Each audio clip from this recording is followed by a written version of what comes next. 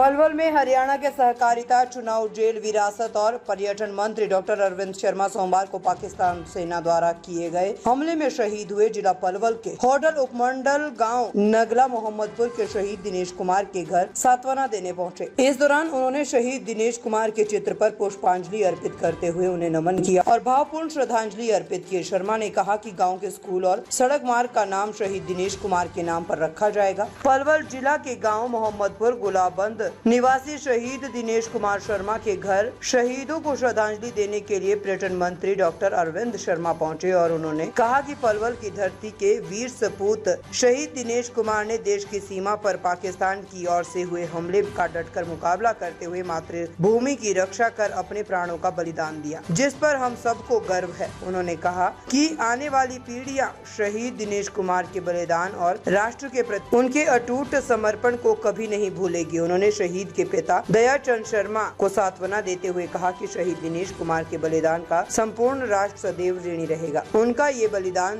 युगों युगों तक देशवासियों को राष्ट्र हित सर्वोपरि की प्रेरणा देता रहेगा। उन्होंने कहा कि दुख की इस घड़ी में सरकार और पूरा प्रशासन उनके परिवार के साथ है। उन्होंने शहीद के परिजनों को हर संभव सहयोग देने का आश्वासन दिया। इस दौरान उन्होंने शहीद के गाँव नगला मोहम्मदपुर जाने वाले सड़क के सुंदरीकरण और चौड़ीकरण को लेकर जिला प्रशासन को निर्देश दिए।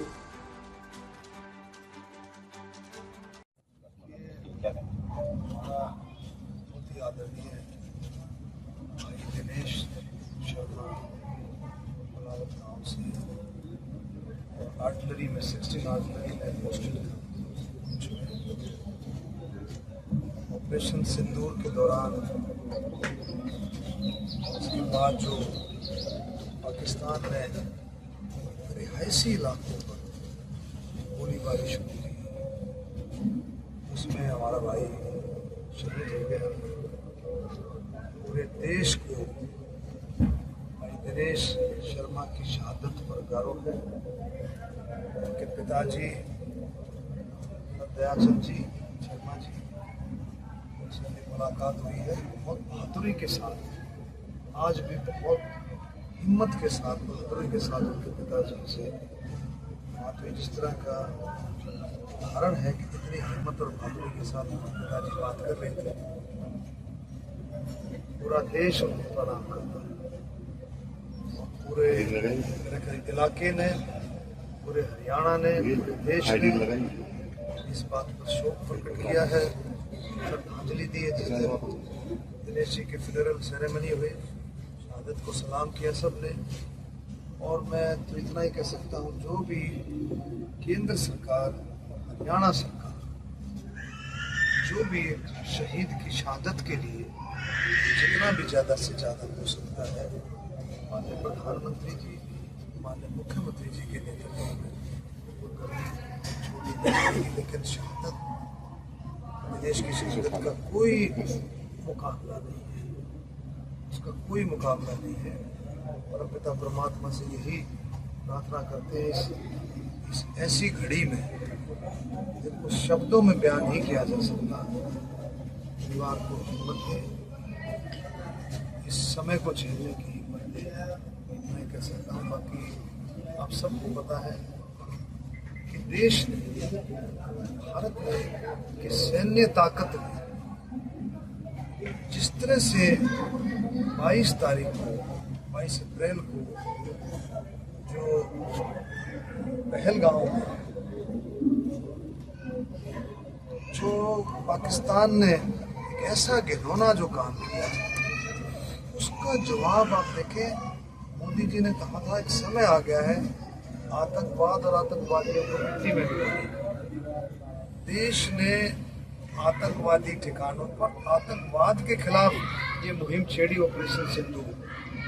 9 ठिकानों पर टारगेट किया और 9 ठिकानों में जो हार्ड कोर टेररिस्ट थे, जिनकी इन्वॉल्वमेंट 26/11 के समय की किसी की इन्वॉल्वमेंट थी, कहाँ इन्वॉल्वमेंट थी, किसी की पहलगाम में जब पुलवामा में हुआ उसमें इन्वॉल्वमेंट थी, 26/11 में इन्वॉल्वमेंट थी, कंधार के हाईजैक में इन्वॉल्वमेंट थी। ऐसे हार्ड कोर आतंकवादियों का जो है सफाया किया।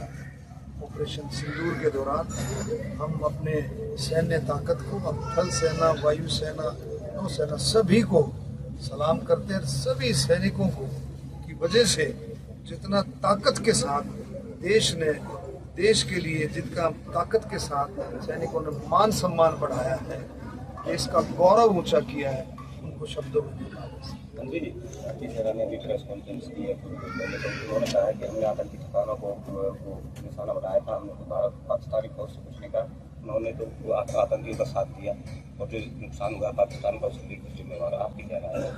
देखिए, हमारे देश ने पहले भी स्टेटमेंट्स आती हुई, प्रेस रिलीज आई कि हमने जो टारगेट किया, देश के जो सैन्य ताकत ने जो टारगेट किया वो आतंकी ठिकानों का, आतंकवादियों का, आतंकी ठिकानों को टारगेट किया।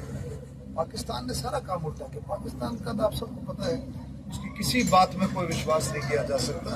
आपने कभी भी टारगेट सिविलियन पे नहीं किया, कभी भी टारगेट मस्जिदों पे नहीं किया, और हमेशा जो टारगेट हुआ अभी ऑपरेशन सिंदूर के दौरान, वो टारगेट बिल्कुल लिमिटेड, और वो टारगेट आतंकवादी और आतंकियों के लिए वो टारगेट। मंत्री जी, कांग्रेस को जो लगातार मांग कर रही है कि इस पहलगाम आतंकी हमले से और उसका जो स्पेशल संसद बुला करके देश की जनता को बताया जाए कि इस दौरान क्या हुआ। उसका उसने मांग की है, और मांग स्पेशल सेशन के कई तरीके हैं। एक तो ऑल पार्टी मीटिंग में डिसाइड हो सकता है कि भाई स्पेशल सेशन बुलाया जाए। दूसरा, स्पीकर और राष्ट्रपति की बात होकर के तब स्पेशल सेशन का प्रोविजन है। वो जो उन्होंने बात रखी, वो बात आगे पहुंची होगी, तो अब नेतृत्व